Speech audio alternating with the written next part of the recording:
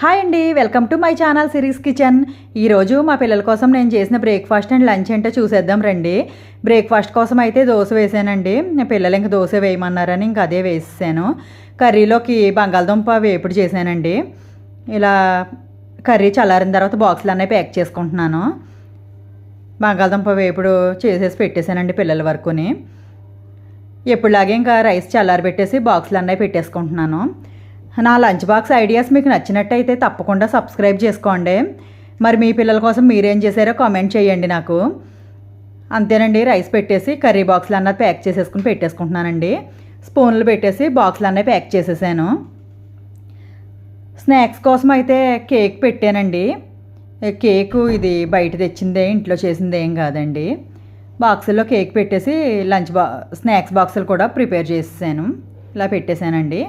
అంతేనండి. Thank you for watching. Bye bye.